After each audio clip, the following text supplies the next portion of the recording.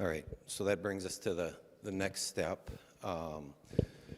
which is we had a very successful first capital appeal, and so it brings us to the next step in the process with the building and the capital appeal, and that is for our second capital campaign, which is going to start here shortly.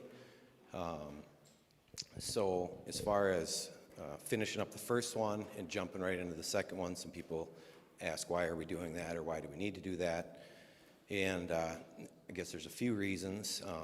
The first reason is many of you know we're working with Mission Investment Fund, who is our lender.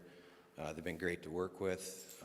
They've given us a lot of advice, and they've just done a tremendous job and been a great partner. But one thing is, as a lender, they require that if we, as long as we have a mortgage with them, that we will have a capital appeal in place.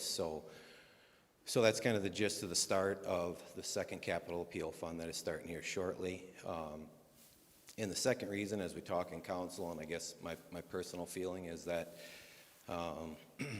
this congregation, as we move forward with this building project, it was all our decision to kind of go ahead and do this. Kind of feel that it's our responsibility to do what we can to put this church in as good a financial position as we can, and that's kind of where this next capital appeal fund comes. Currently, the mortgage is on a 25-year mortgage as we're paying on it now. So if we can advance this capital appeal fund and reach some of the goals we're thinking, the goal is certainly to shorten that window down, and as much as we can, whatever is possible to do, and with the hope of not being in a 25-year process and not be burdened with a mortgage long term, and get the church in a little better financial position. So do you have that slide or with? Okay, this is the capital appeal. The name of the next capital appeal fund, and Pastor will talk about this a little more, is a place to belong, believe, become. Do you have the financials on that? So,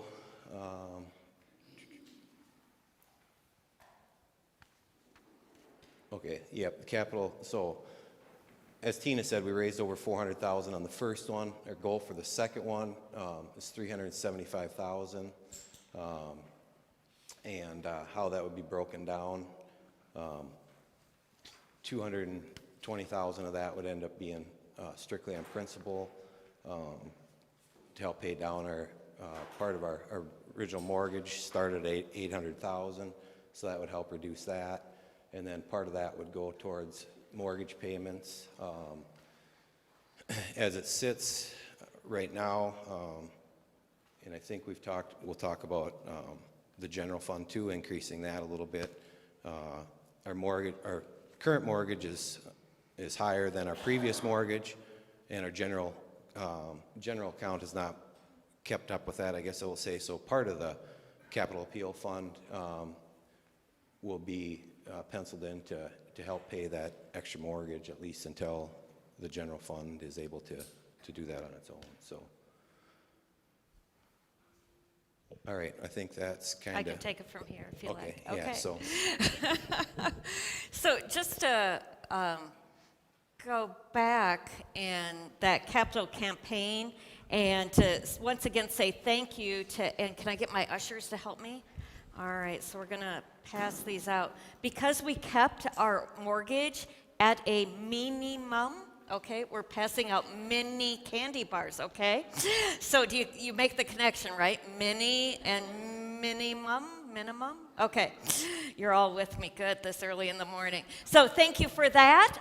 The mini candy bars as a way to celebrate and say thank you for that. And the kids are passing them around. Choose a candy bar that you like and make sure there's enough for second service, everyone. All right, so thank you again for that. And as Corey mentioned, we do need to do another capital campaign. It's required by our mortgage, and it's a best way for us to also be financially sound in how we do things. And you will be receiving all of the materials on this in a week. So we want to kind of just focus on that thank you piece right now, but also gear up for the next capital campaign. And here is just one pathway of success in doing the capital campaign. That if we have the number of gifts at these different levels, we will make our goal. It's a very doable goal. We were at 420-some thousand over the last 3 years. We're not looking to do quite that much. You know, if you are able to give what you gave last time, or maybe even a little bit more, because we know some people aren't doing as well as they were 3 years ago, and some people are doing better than they were 3 years ago. So there's one pathway to success on that. And then we did not do a campaign push for the general fund, a pledge drive last fall. You may have noticed that. Maybe you did not. But regardless, we're combining that with this capital campaign appeal and letting you know that our income goal, which we passed at the annual meeting for the year, is $232,000. That's less than a 5% increase from what our income received last year was. So we think that type of increase, and you saw Tom lay out those numbers in the annual meeting, we think that type of increase is very doable. And you'll see this in the materials that are sent to you about the campaign as well. Okay, there we go. That our needed number of donors to make that work and our 2019 number of donors to make that work, very parallel. I mean, if we just get a few increases along the way, this is very doable. So it's an exciting time that we're in a good financially sound position right now. And we just want to proceed with that. And by proceeding in a good financially sound position, we are able to do some of those incredible ministries of this church. Did you know that last year we had 28 baptisms? 28. And we have 100 kids that enrolled in Sunday school in the fall. And one of my favorite things to see, I work with the confirmation program, and I'm hearing stories from our small group leaders about some of their discussions this year. And what I'm hearing is that those discussions are going a lot deeper than they have in the past. And I think one of the reasons why that's happening is that those confirmation students are meeting in those walled-in Sunday school rooms, and they have some privacy. So if you think about other years, they met in that corner of the fellowship hall, in that corner of the fellowship hall, and they were probably worried about others overhearing them. It's hard to go in depth and share some of those personal things from your lives.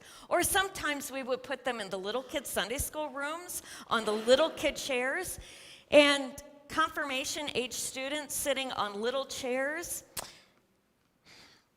the behavior kind of goes down to that level. So it doesn't really make the most conducive environment for those deep conversations.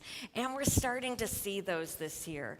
So thank you for everything you're doing with our general fund, with the mortgage, because all of that's coming together to make ministry happen here in this place. And I think about our theme, a place to belong, believe, become. I think about when we just had finished the construction project here, and Dawn Sunken said, "This is my happy place," when she came into church. And, you know, after a year of construction, it really is. It really is a happy place. But it's a happy place, I think, for many of us because of the relationships that we form with people. That we can come here regardless of where we are in our life journey or our faith journey and know that we'll be accepted for who we are. And that we can live and work at becoming those disciples that Jesus is calling us to be. This is one of my happy places. This is one of my special places. And that's because of you. And so I hope you'll join me in our next campaign. And God is able to do so much through us, more than what we could ever imagine. And so in this next week, don't get bogged down in the particulars about this next capital campaign and the general fund. But what we'd love for you to do over this next week is just pray. Give thanks to God for how God's been at work here in this place. And pray for God's work to continue here and in your life and through this next capital campaign. And when you get those materials in the mail, pray over them and then make your decision. Are there any questions I can answer at this time? Thanks for letting me take up some worship time today, for sharing all this.